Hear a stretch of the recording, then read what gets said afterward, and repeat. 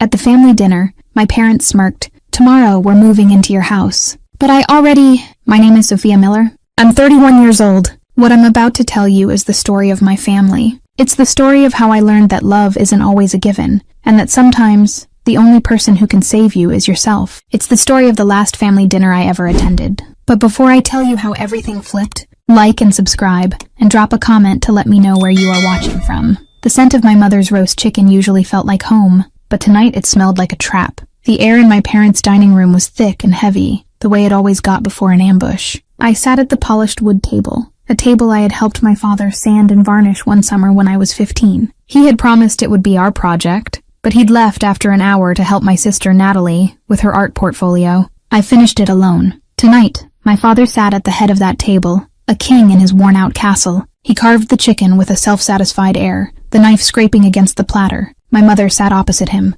watching me with eyes that held no warmth, only calculation. Natalie was next to me, scrolling through her phone, a little giggle escaping her lips every so often. Across from her was her boyfriend Kevin, a man who always looked smug, as if he were in on a joke I hadn't heard yet. They had been dropping hints for weeks, little comments about how my 2-bedroom apartment in the city was too big for one person, questions about my savings that were a little too pointed. Natalie had even joked about which room would be hers. I played dumb. I smiled, passed the mashed potatoes, and said nothing. I let them think I was the same girl who always gave in, the one who always put the family first, the one they could always count on to fix their problems. My father placed a slice of chicken on my plate. He didn't look at me. He looked at my mother, and a small, knowing smirk passed between them. It was a look I knew well. It was the look that came before they asked for something they knew I didn't want to give. He cleared his throat, setting the carving knife down with a loud clatter. The small talk died. Natalie put her phone down. Kevin leaned back in his chair, folding his arms, his own smirk mirroring my father's. The trap was sprung. "Sophia," my father began, his voice full of false authority. "Your mother and I have made a decision." I looked at him, my expression perfectly neutral. I kept my hand steady in my lap. Inside, my heart was beating a slow, steady rhythm, like a drum before a battle. "Things have been tight," he continued, gesturing vaguely with his hand. "This house, the upkeep, it's a lot," my mother chimed in, her voice syrupy sweet. "And your sister needs a place to focus on her art without worrying about expensive city rent." Natalie gave a little nod, trying to look sympathetic but failing miserably. I waited. I knew the punchline was coming. My father leaned forward, his elbows on the table. The smirk was back, wider this time. It was a look of pure entitlement. "So we've decided it's for the best," he announced, his voice booming in the quiet room. "Tomorrow we're moving into your house. No excuses." The words hung in the air. Natalie let out a triumphant little giggle. Kevin grinned. My mother looked at me, her expression hardening, daring me to argue. This was it, the final demand, the moment they expected me to fold, to cry, to protest, and then, ultimately, to give in, because that's what I had always done. I didn't do any of those things. Instead, I picked up my fork, took a small bite of chicken, and chewed it slowly. I met my father's gaze. I met my mother's. I glanced at my sister, and I smiled. It was a quiet, calm smile. What they didn't know was that their decision didn't matter. What they didn't know was that I had heard the whispers, I had seen the signs, and I had been planning for this day for months. They thought they had me cornered. They thought they had won. What they didn't know was that I was already 3 steps ahead, and their world was about to come crashing down. To understand why I smiled that night, you have to understand where I grew up. We lived in a small, forgettable town in Ohio, in a 2-story house with blue siding that was always peeling. From the outside, we looked like a perfectly normal family, but inside, our family had its own set of rules, and I learned them early. Rule number 1. Natalie was the treasure. I was the tool. Natalie was 2 years younger than me, and from the day she was born, she was treated like a delicate, precious flower. She had bright blonde hair and my mother's blue eyes.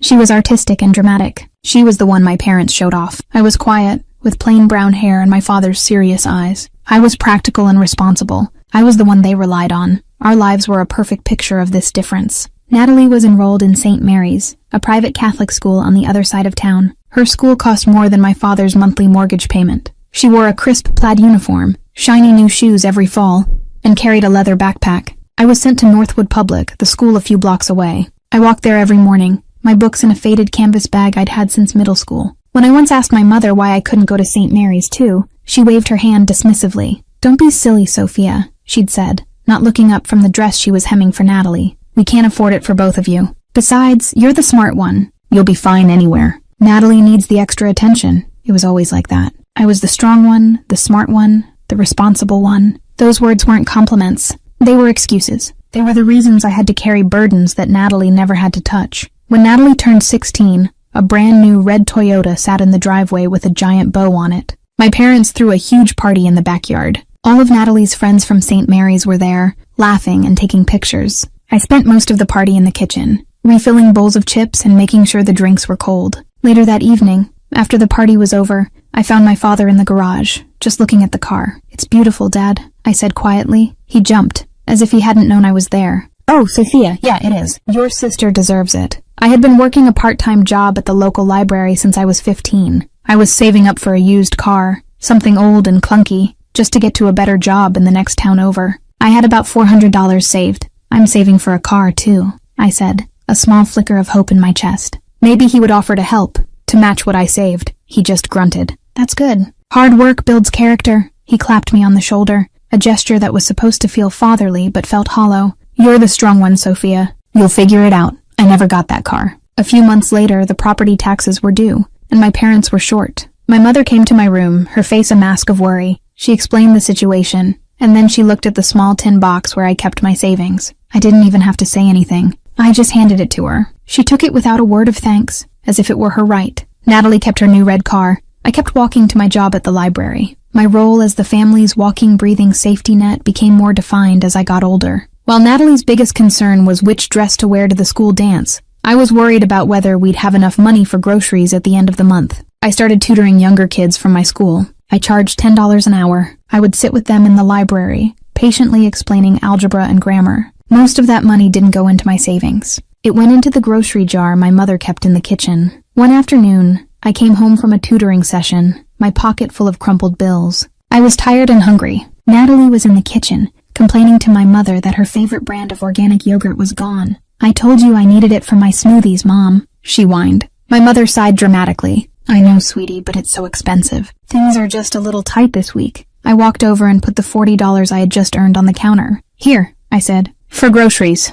My mother's eyes lit up. She scooped up the money immediately. "Oh, thank you, Sophia. You're a lifesaver." She turned to Natalie. "See? Now I can go get your yogurt." Neither of them asked how my day was. Neither of them asked if I was tired. I had just provided the solution to their problem. My purpose was served. I went up to my room and ate a granola bar for dinner. The worst part wasn't the lack of money or things. It was the emotional vacuum. My accomplishments were met with indifference, while Natalie's were celebrated. I won the state-level science fair in 10th grade. I had built a small robot that could solve a Rubik's Cube. I was so proud. I came home with the blue ribbon and the trophy. My father glanced at it and said, "Huh, that's neat." Then he went back to reading the newspaper. That weekend, Natalie had a single drawing displayed at the local library's student art show. My parents bought a new frame for it, invited my aunts and uncles over for a special dinner to celebrate, and talked about her budding talent for weeks.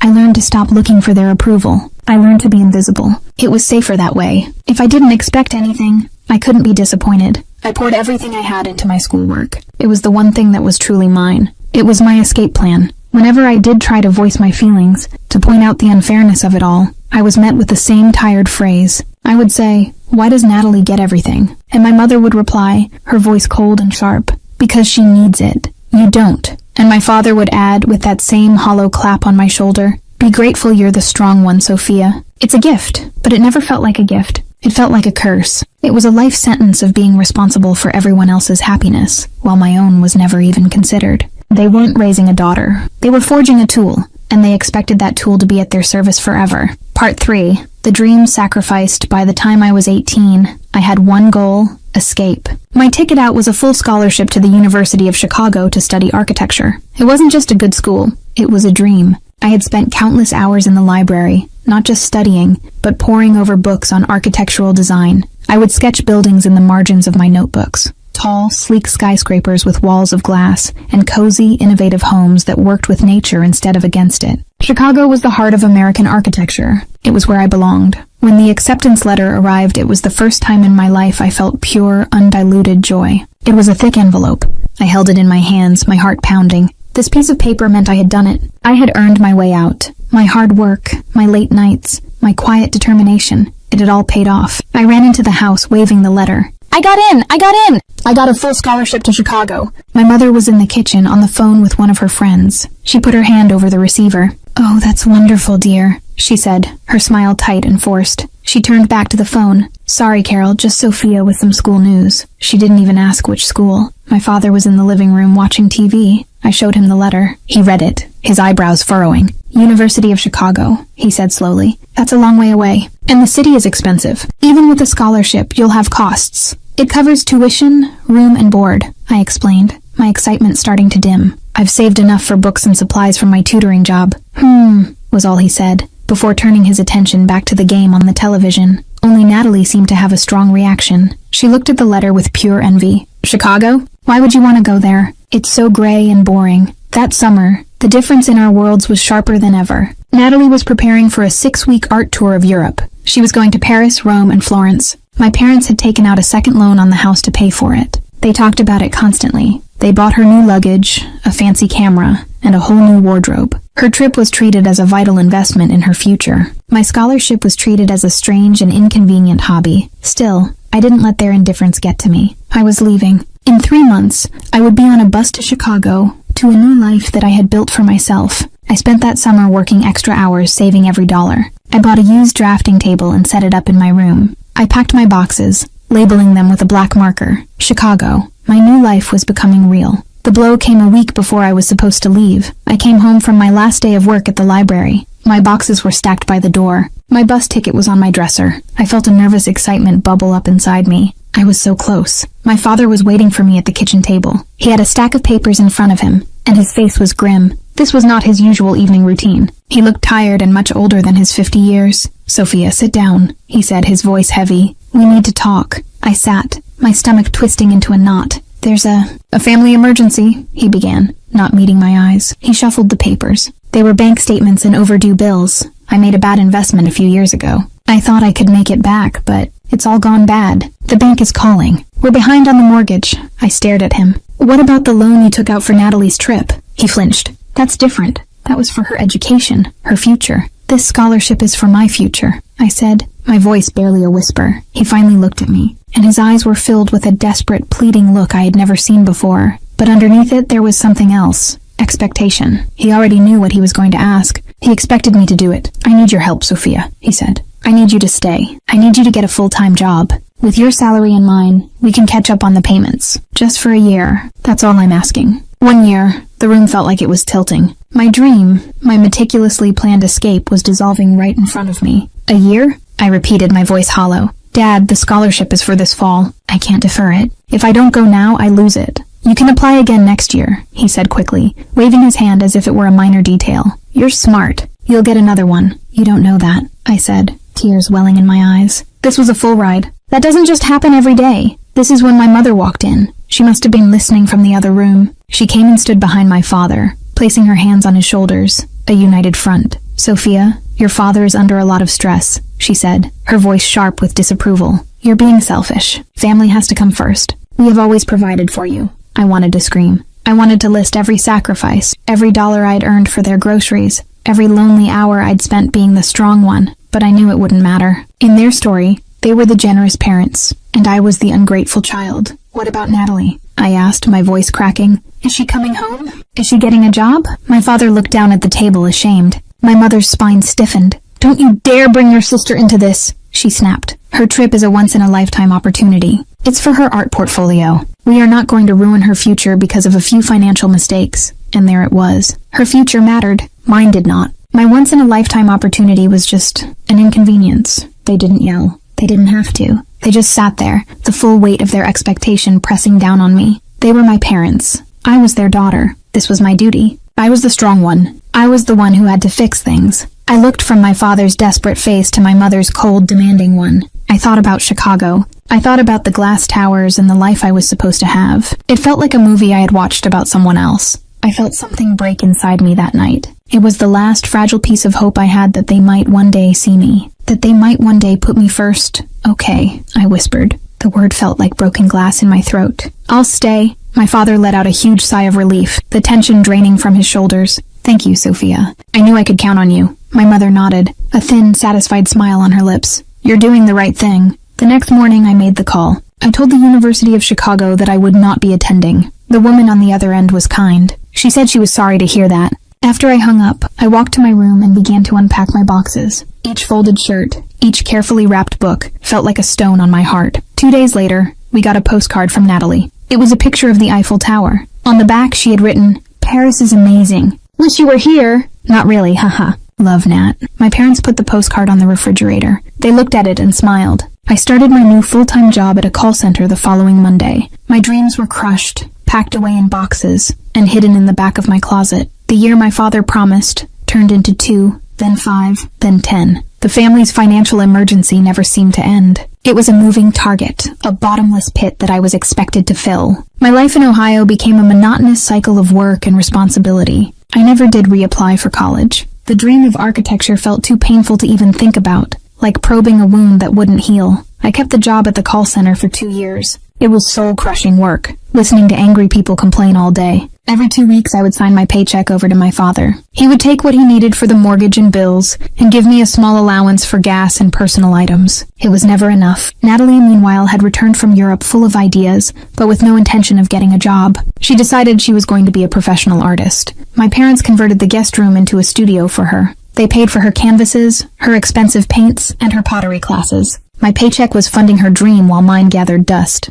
I knew I couldn't stay at the call center. The despair was eating me alive. I needed a new plan. So, I started building a new life in the shadows of my old one. I quit the call center and took 2 different jobs. From 6 in the evening until 2 in the morning, I was part of a cleaning crew for a downtown office building. The work was hard and lonely, but it was quiet. I could put in my headphones and just disappear. Then, from 8 in the morning until 3 in the afternoon, I worked as a receptionist at a doctor's office. I slept for a few hours in between, my body aching with exhaustion. I was living like a ghost, but for the first time I had some control. I gave my parents a fixed amount of money every month, enough to cover my share of the bills and then some. The rest I hid. I opened a separate bank account they didn't know about. Every week I would deposit small amounts of cash. $20 here, $50 there. It was a slow, painstaking process. While I was scrubbing floors and scheduling appointments, I was also studying. In the dead of night, after my cleaning shift, I would sit in my car in the empty office parking lot, using their free Wi-Fi. I enrolled in online courses for IT certifications. I studied coding, network security, and database management. The glowing laptop screen in my dark car became my classroom,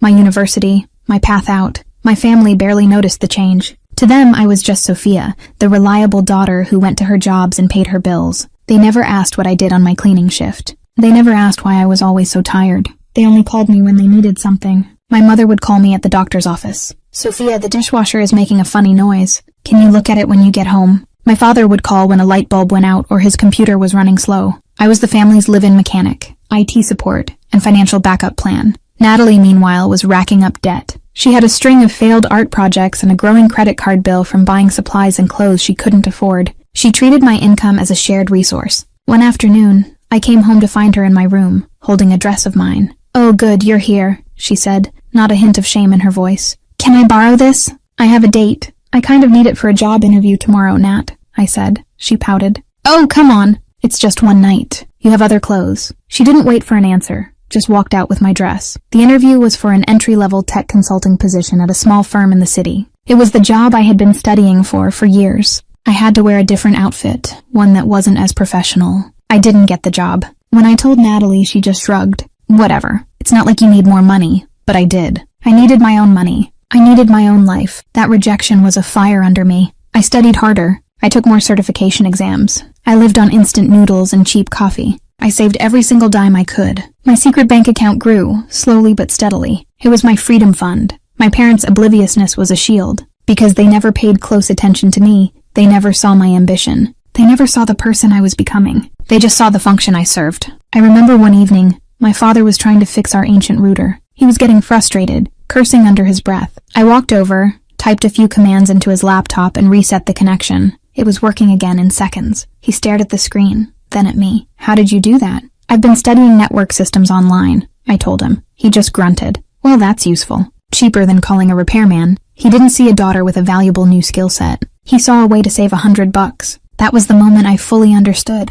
They would never see me as a person with my own dreams and goals. I would always be just a solution to their problems, a backup plan for when things went wrong. Living that way was incredibly lonely. I had no real friends. I had no time to date. My life was a closed loop of work, study, and saving. But with every dollar I saved, with every certification I earned, I was buying a piece of my freedom. I was building a fortress around myself, brick by brick, and I knew that one day I would be strong enough to close the gate and not let them in. By the time I turned 30, I had clawed my way into a respectable career. I had left the cleaning crew and the receptionist desk far behind. I was a freelance tech consultant, and I was good at it. I helped small businesses streamline their data, secure their networks, and build efficient systems. I worked from a tiny apartment I finally rented for myself in the city, an hour away from my parents' house. It was my sanctuary. It was the first space in my entire life that was completely mine. I still sent my parents money every month. The family emergency had become a permanent state of being, but now it was on my terms.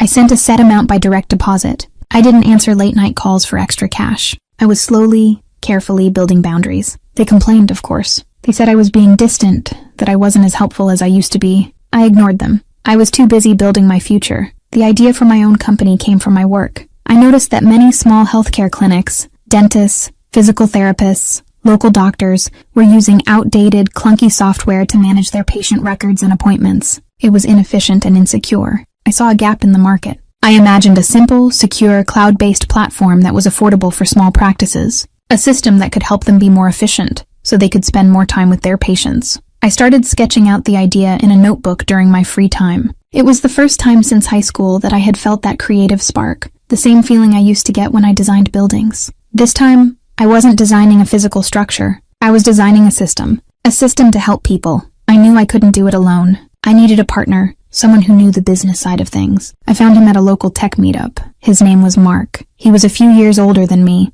with a sharp mind for business, and a calm, steady presence that immediately put me at ease. I nervously told him my idea over coffee. His eyes lit up. He saw the potential immediately. And so, Healthy, our small health tech startup, was born. The next year was a blur of long nights, endless coffee, and quiet, focused work. We rented a tiny, windowless office space that we could barely afford. We were the only 2 employees. I was the chief architect of the system, writing thousands of lines of code, designing the user interface, and running endless tests. Mark handled the business plan, the marketing strategy, and started reaching out to potential investors. It was the hardest I had ever worked in my life. I was exhausted, stressed, and constantly worried about money, but it was a different kind of tired than when I was cleaning offices.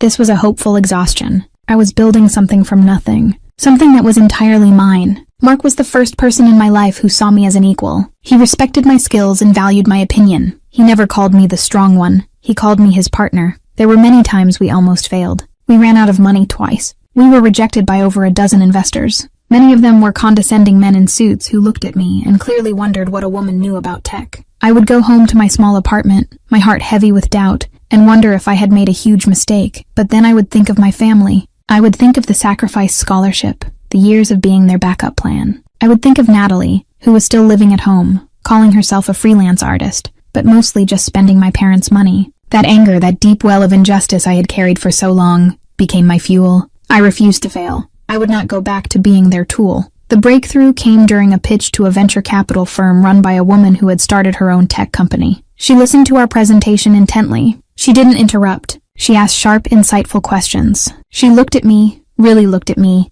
and saw a founder, not just a female coder. A week later, she called. They were in. They were backing our project. I remember sitting in our tiny office with Mark after we got the news. He was ecstatic, already planning our next steps. I was just quiet. I held the signed investment letter in my hands. It represented more than just money. It was validation. It was proof that I was more than what my family had made me. It was a key to a future they couldn't control. That night, I went back to my apartment. I didn't celebrate. I just sat on my sofa in the dark, looking out at the city lights. For the first time, I felt a sense of ownership, not just of a company, but of my own life. I had built this. Me, the invisible daughter, the backup plan, the strong one. And in that quiet, dark apartment, I made a solemn vow to myself. This success was mine. The company, the money, the future it would bring. It all belonged to me. I had paid for it with my own sweat, my own tears, and my own sacrificed dreams. And I swore to myself, with every fiber of my being, that my family would never, ever touch it. The success of Healthy was a quiet revolution in my life. On the outside, I was a co-founder, a tech developer, a professional. I attended meetings, managed projects, and earned a respect I had never known. But on the inside, the change was even more profound. The fear that had lived in my bones for so long, the fear of my family's next demand, the dread of their next manufactured crisis, was beginning to be replaced by a fragile sense of security. I had built something they couldn't understand, and therefore couldn't easily take. Or so I thought. My contact with them had dwindled to a carefully managed minimum. I still sent the monthly payment, a sum I now considered less a family obligation and more a tax for my peace. In return, I expected to be left alone.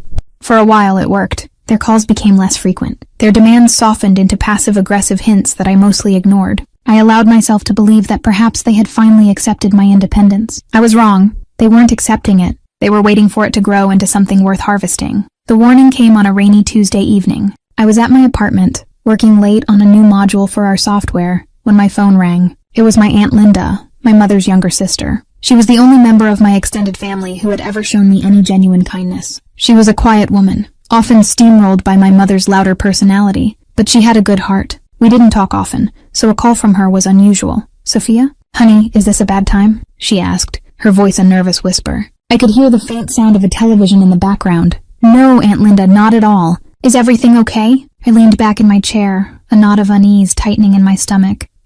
I don't know if I should be calling," she stammered. "Your mother would kill me if she knew. But I can't. It just doesn't feel right." "What is it?" I asked, my voice steady, betraying none of the anxiety that was now creeping up my spine. She took a deep breath. "I was over at their house for dinner on Sunday, and, well, they're talking, Sophia. They're talking a lot about you. Good things, I hope," I said, the irony tasting like acid on my tongue. Aunt Linda let out a short, bitter laugh. "Not exactly. They're in trouble, honey. Bad trouble. Your father, he lost a lot of money on another one of his sure things. They're months behind on the mortgage again. They're talking about foreclosure." I closed my eyes. It was the same old story. The same black hole of their irresponsibility. But this time, I was no longer in the house with them. I was an hour away. I had my own life. "I'm sorry to hear that," I said, my voice carefully neutral. "That's not the part you need to hear," she said, her voice dropping lower. "They're not looking for a way to fix it. They're not talking about downsizing or getting second jobs. They have a different plan. Their plan is you." The cold dread I felt was grimly familiar. "What do you mean their plan is me?" "They're telling people they're going to be moving in with you," she said,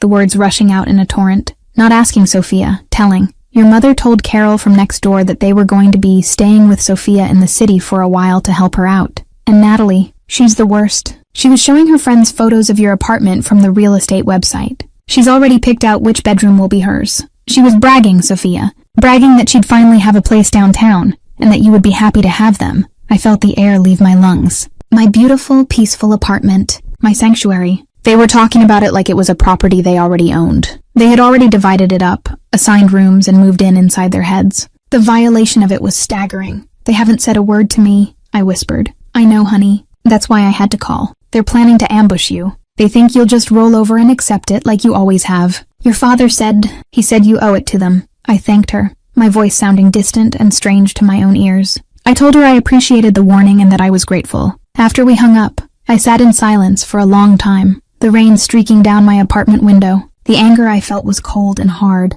like a block of ice forming in my chest. It wasn't the hot, helpless anger of my youth. It was the focused, clear-eyed anger of an adult who was about to be wronged, and who had the power to stop it. My aunt's warning was the first shot. The final confirmation came a few days later. I had left a box of old college textbooks, the ones from my online courses, in the attic of my parents' house. I needed one for a work project and decided to swing by unannounced. It was a Saturday afternoon. I figured they'd be out shopping. I used my old key to let myself in. The house was quiet. I was about to call out, but then I heard my father's voice coming from the den. He was on the phone. His voice was low and conspiratorial, but the den door was slightly ajar, and the sound carried. I froze in the hallway. No, she won't say no," he was saying. "She'll make a fuss, probably cry a little, but she'll do it. She always does. It's her duty." There was a pause as the person on the other end spoke. "What do you mean? What if she has her own life?" My father scoffed, his voice dripping with disdain. "I gave her that life. We sacrificed for her. Who paid for her food? Who put a roof over her head? She owes us. We made her who she is. It's time she pays up." Another pause. "The money she's making from that little computer thing she does? That should have been our money to begin with. She's got that big fancy apartment all to herself. It's a waste. It's family property. We're just going to claim what's ours." Natalie is excited. It'll be good for her to be in the city, around more culture. Sophia can help support her art. I stood in the hallway, my hand on the doorknob, my body rigid. Every word was a hammer blow, shattering the last microscopic piece of my heart that still held out hope for them. It's family property. She owes us. We made her. They didn't see me as their daughter. They saw me as a stock they had invested in, one that was finally mature and ready to be cashed out. My success wasn't my own. It was a resource they were entitled to. My home wasn't my sanctuary. It was a property they had a right to occupy. I didn't go in. I didn't get my book. I backed away from the door as quiet as a thief. I slipped out of the house, closing the front door so softly it didn't even click. I sat in my car, my hands shaking on the steering wheel. The ice in my chest had solidified. It was no longer just anger. It was resolve. They thought I was the same girl who had unpacked her boxes to Chicago and gone to work at a call center. They thought I was the same tool they had forged, ready to be picked up and used whenever they saw fit. They were about to find out how much I had changed. They had started a war. I was going to finish it. My first call on Monday morning would not be to my parents. It would be to a lawyer. Monday morning, I was sitting in a sleek, minimalist office on the 40th floor of a downtown skyscraper. The view of the city was panoramic, a world away from the peeling blue siding of my childhood home. Across a large glass desk sat a woman named Evelyn Reed. She was a senior partner at a firm that specialized in asset protection and corporate law. She had sharp, intelligent eyes and a no-nonsense demeanor that I found instantly reassuring. I had spent the entire weekend preparing for this meeting. I laid out my situation for her, not with emotion, but with facts. I told her about my family's history of financial dependency, my sister's entitlement, and the recent threats I had learned of. I told her about the startup, my equity shares, my apartment, and my savings. I concluded by telling her what my father had said. It's family property. We're just going to claim what's ours. Evelyn listened without interruption, her fingers steepled under her chin. When I finished, she nodded slowly. This is not a family drama, Ms. Miller, she said, her voice crisp and clear. This is an asset allocation problem, and we can solve it. The way she framed it, coolly, logically, was exactly what I needed. She wasn't offering sympathy. She was offering a strategy. She laid out a plan that was both audacious and brilliant. It was a plan to make myself financially invisible. A plan to build a fortress so high and so strong that my family would never be able to breach its walls. Your biggest vulnerability is your ownership, she explained. You own valuable equity in a rising company. You own a desirable piece of real estate. On paper, you are a target. We need to change what the paper says. The first step was the most difficult. My shares in Healthy were my proudest achievement. They were the tangible proof of my success. Evelyn's advice was radical. Sell a significant portion of them. Right now, the company is privately held, she said. Your shares have a certain valuation, but it's not liquid. We need to convert that potential into cash. Cash is movable. Cash is protectable. The thought of selling part of my company felt like a betrayal, but the thought of my family getting their hands on it felt infinitely worse. I called Mark and asked him to meet me for lunch. I explained the situation. I didn't give him all the painful family details, just that I needed to restructure my personal finances for security reasons and required liquidity. He was my partner and he trusted me. He saw the grim determination in my eyes and didn't push for details. Whatever you need, Sophia, he said, his support unwavering. This is your company as much as it is mine. We'll find a way to make it work. We engaged a private equity firm that had shown interest in us before. After 2 weeks of intense negotiations, we reached a deal. I sold a portion of my shares for a pre-tax sum of $750,000. The number was staggering. It was more money than I had ever imagined holding. The day the wire transfer hit my business account, my hands were shaking. This was the money my father thought he was entitled to. The second step of Evelyn's plan went into immediate effect. Before the money could even settle, she had me open a new set of accounts. The largest portion of the funds was transferred into an irrevocable trust. Evelyn was the trustee. The trust was a complex legal entity with its own tax ID number. My name was listed as the beneficiary, but I had no direct control over the funds. I could receive distributions, but I didn't technically own the money anymore. The trust did. It was a legal shield, designed to be untouchable in any personal dispute. My parents could sue me, but they couldn't sue the trust. The third step was for the apartment, my sanctuary. Giving it to the trust is one option, Evelyn said, but a better one is to create another layer of separation. She had her team draw up the paperwork for a shell corporation, a limited liability company with a generic name, Midwest Property Holdings, LLC. The trust was the sole owner of the LLC. Then, I sold my apartment to the LLC for a nominal fee. On paper, my home was now a corporate asset. The final piece of the puzzle was a lease agreement. The LLC, as the owner, leased the apartment back to me. I was now officially a tenant in the home I owned. I paid my rent to the LLC every month, which then went back to the trust. It was a dizzying shuffle of legal documents, signatures, and wire transfers. It felt like I was dismantling my life and reassembling it into a complex, impenetrable machine. I closed the bank accounts my family knew about, leaving only my primary checking account with a modest, believable balance. When it was all done, I sat in Evelyn's office again. She slid a folder across the desk to me. Inside were copies of the trust documents,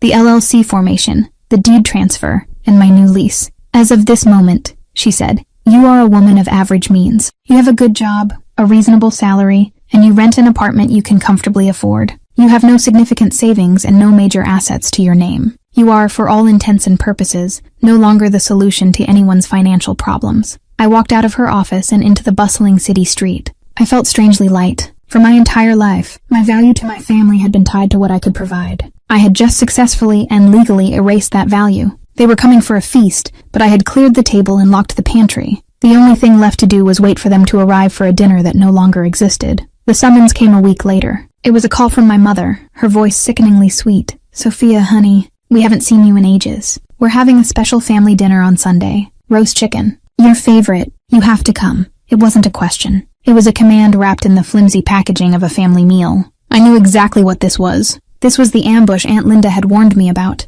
This was the moment they planned to lower the boom, to announce my new involuntary roommates. For a brief second I considered saying no, simply refusing to walk into the lion's den. But then I thought of the fortress I had built. A fortress is useless if it's never tested. I'll be there, I said, my voice calm and even. On Sunday evening, I took my time getting ready. I chose my outfit carefully, not for beauty but for power. A simple, well-tailored black dress, low heels, and minimal jewelry. It was the kind of armor one wears to a business negotiation, not a family dinner. As I drove to their house, I felt no fear. The nervous, accommodating girl who used to live in that house was gone. In her place was a woman who had a lawyer on retainer and a multi-layered asset protection plan. I rehearsed my lines in my head. They were simple, factual, and devastating. I walked in to find the whole cast assembled. My father, beaming with a false paternal warmth. My mother, bustling around the kitchen, humming a cheerful tune. And Natalie, along with her vapid boyfriend Kevin, lounging on the sofa as if they were already lords of the manor. They greeted me with an over-the-top enthusiasm that was completely transparent.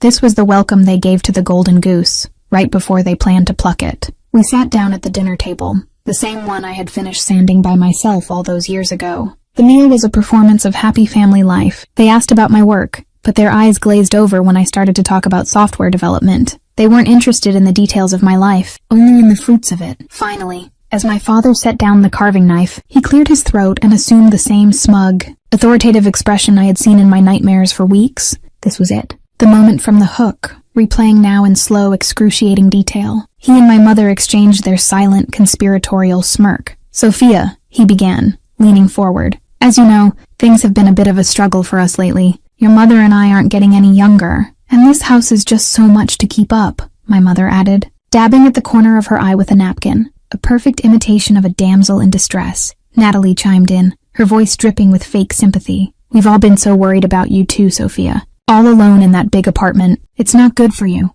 I just watched them, letting them play out their ridiculous pre-rehearsed script. Kevin leaned back, grinning, ready for the grand finale. My father took a deep breath, puffing out his chest. So we've made a decision. It's what's best for the entire family, he announced, his voice filled with a sense of magnanimous authority. Tomorrow we're moving into your house. We'll take the master bedroom, of course. And Natalie and Kevin can have the second bedroom. It's all settled. No excuses. He said it. The words I knew were coming. He smiled, expecting my protest, my tears, and my eventual defeated acceptance. My mother watched me, her expression a mixture of pity and steel. Natalie giggled, already imagining herself living the high life in the city, funded by me. I placed my fork and knife neatly on my plate. I took a slow sip of water. I looked each of them in the eye, one by one. And then, I delivered my line. I'm afraid that's not possible, I said, my voice perfectly calm, perfectly level. My father's smile faltered. What do you mean, not possible? I just said, it's settled. Well, you can't move into a house that I don't own,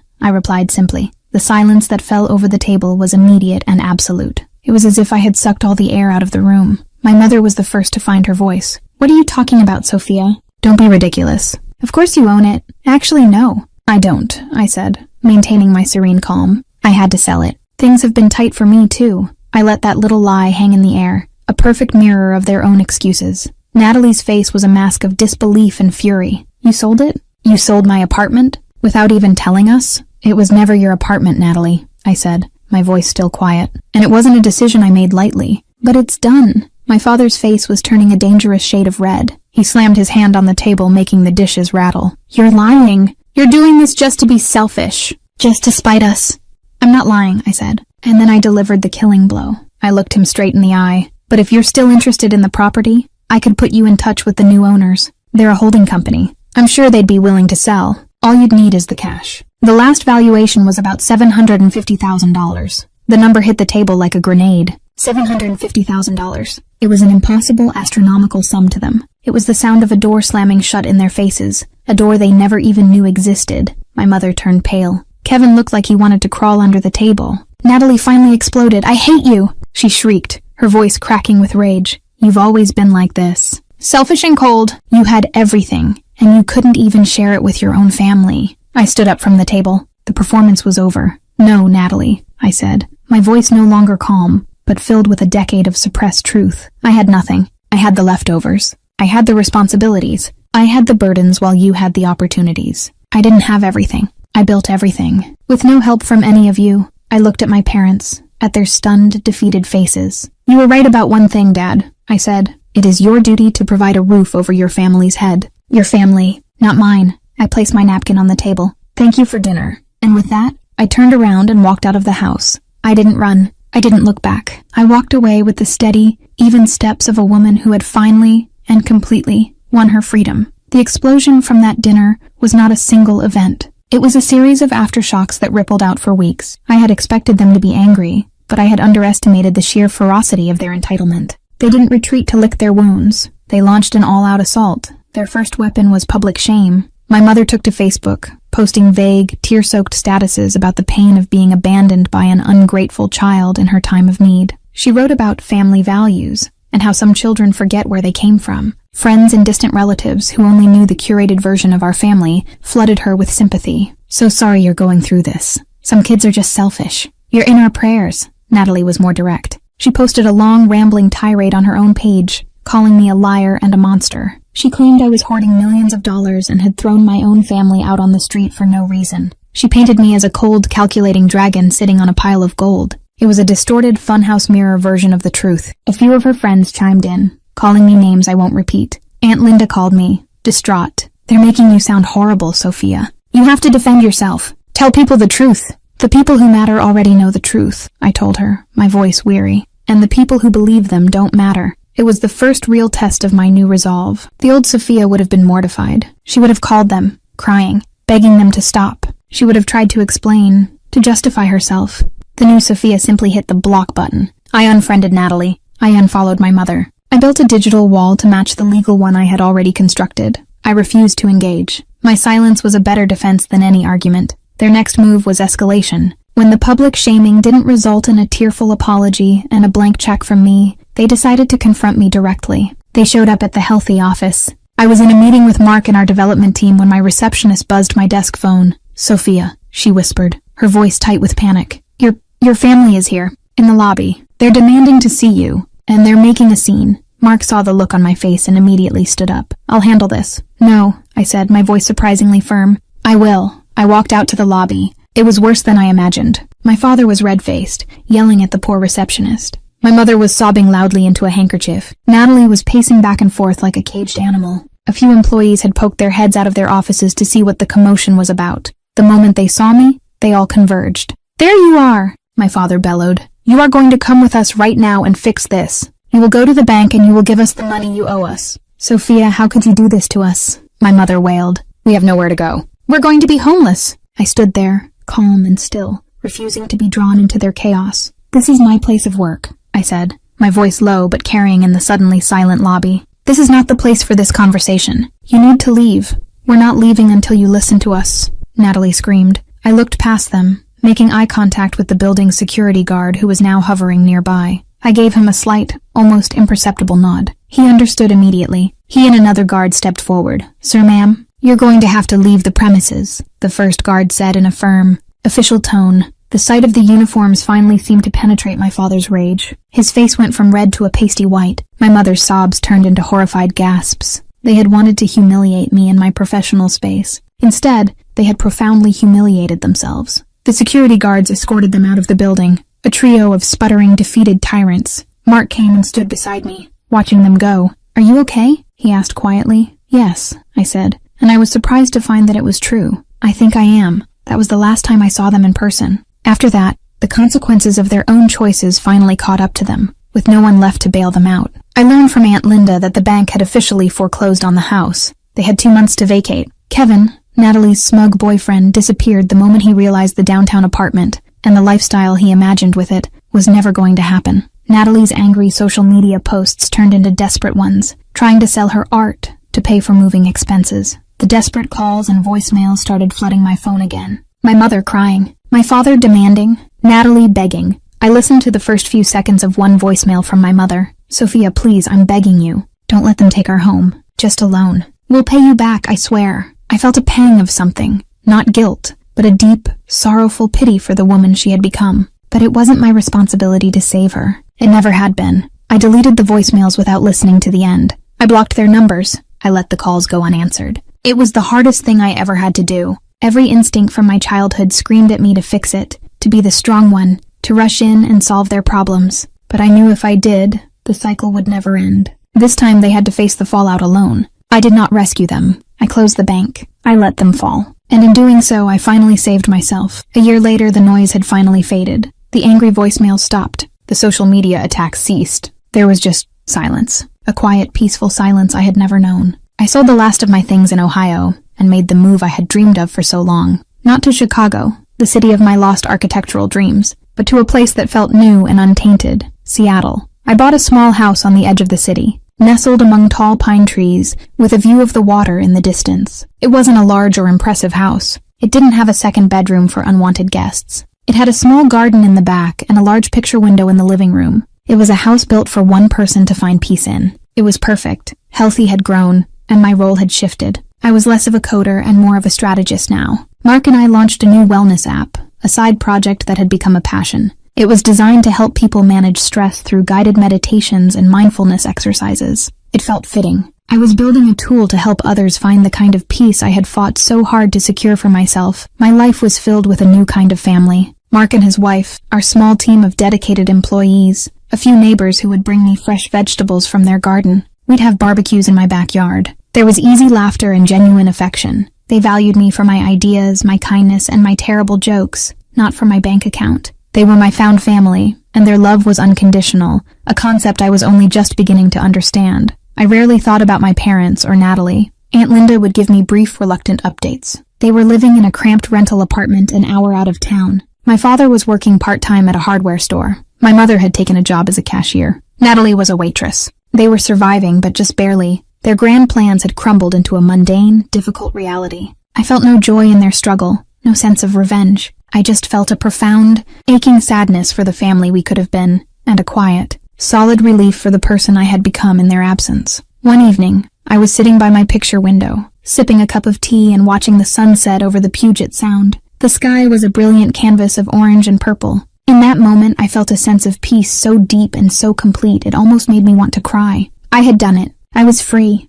I thought about the word forgiveness. I had always imagined it as a grand gesture, a tearful reunion where apologies were made and hurts were healed. But sitting there, I realized that wasn't what forgiveness was for me. I couldn't erase what they had done. I couldn't forget the years of being treated as a tool, or the crushing weight of having my dreams sacrificed for theirs. Reconciling with them would mean letting them back into my life, and that was a price I was no longer willing to pay. My forgiveness was something quieter. It was for me, not for them. It was the act of letting go of the anger and the bitterness that had been my fuel for so long. It was accepting that they were who they were, and that I could not change them. It was understanding that their inability to love me properly was their failure, not mine. Forgiveness didn't mean access. It didn't mean I had to answer the phone if they called. It didn't mean I had to open my door if they knocked. My forgiveness was a private internal release. It was me, finally putting down the heavy burden of their baggage, and walking away, not in anger, but in peace. My house was quiet. My heart was calm. The sun slipped below the horizon, and the first stars began to appear in the twilight sky. Peace, I realized, wasn't something you were given. It was something you built, something you defended, and something you claimed for yourself. And this peace was mine now. Have you ever had to set boundaries with toxic family? Tell me where you're watching from in the comments. And don't forget to like and subscribe for more stories.